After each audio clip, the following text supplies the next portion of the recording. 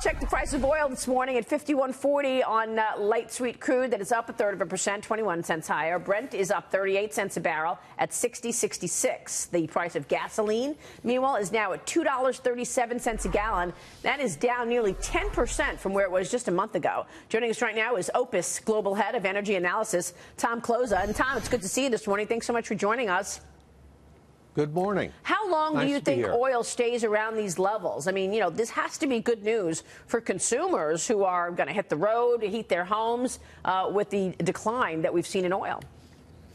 Yeah, it's good news, and it'll last probably early into 2019. I think you're looking at a year which will be bookended with low prices on the front end and low prices on the back end. But we will go higher. I mean, don't get used to these numbers. In the second and third quarters of 2019, we'll go appreciably higher. I just wanted to mention this, though. 2 months ago, you had a lot of people out there in the investment community that were predicting $100 barrel crude. Instead, this weekend, the price at the pump in the United States dropped below $100, and that includes 70, 80 cents of tax and profit and makeup and so forth. So a lot of the so-called experts were really wrong on this one. Mm-hmm. Tom, good morning. Mitch Rochelle. As we enter the home heating season, some people heat their home electric, some people heat their home with diesel, but some use natural gas. And one of the things we saw, it was natural gas prices going up at the same time that crude prices, oil prices were going down. Is that dichotomy still taking place? And if so, why? Well, I think it was taking place largely because people got stuck on different trades. I mean, sometimes oil goes up because there's so many people that are long or short the dollar, and the dollar makes the oil move. So there are a lot of people who were long oil and short natural gas, and they got squeezed. So I'm not so sure that what happened with natural gas was based on real fundamentals, but just based on people having to get out of a lot of very, very unprofitable trades. And that's the nature of the beast these days. Most of the action in the markets isn't necessarily based on fundamentals from day to day. It's based on trading, and particularly machine trading, with 70, 75, 80% of the volume being done by algorithms and black boxes. Tom, you said that oil will be, in the second and third quarter of next year, will be appreciably higher. Is that because the world economy is okay?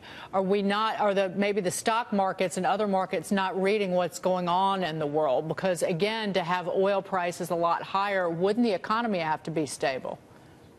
Yeah, I think it's based on a strong economy. Most of the predictions are for global growth to increase by about 1.5 million barrels a day. And OPEC, of course, is cutting, OPEC plus the Russians, 1.2 million barrels a day. I should emphasize this, too. Right now, where crude oil prices are in the United States, we're getting near that sort of death zone. Texas had a real bad weekend. The Cowboys got shut out, which was great news. But the other pertinent thing is that crude oil in West Texas was only like $42 or $43. So Texas can't handle that for long. I mean, they're delusional if they think the Cowboys are going anywhere. But I think that we have to get a recovery in crude oil prices, or some of the shale plays really, really start to get crimped.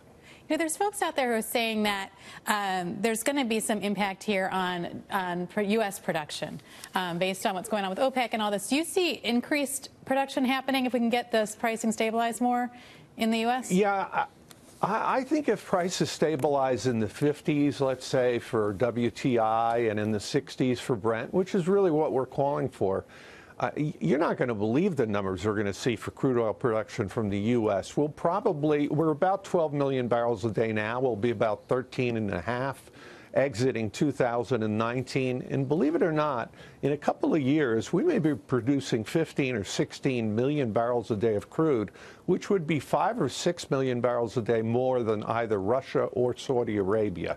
It is price dependent, and if you see prices go back to the $30 to $40 range, all bets are off. But with surely, somewhat moderate prices, we are going to see that energy dominance. Yeah, because, when you look at where the price is, what is the level that will sort of shut down production for some of the shale companies that we're relying on in terms of the energy from the U.S.? I mean, isn't this a dangerous level where we are right now? Yeah, there's a dark side. I mean, if we were to drop $10 a barrel more, it would throw off all those equations that have U.S. production, rallying to 13 million barrels a day. So it is very, very price sensitive, and it's going to depend on a lot of things. And you just said, don't get used to these prices around here. They're going to go up again. What's your take in terms of the high end?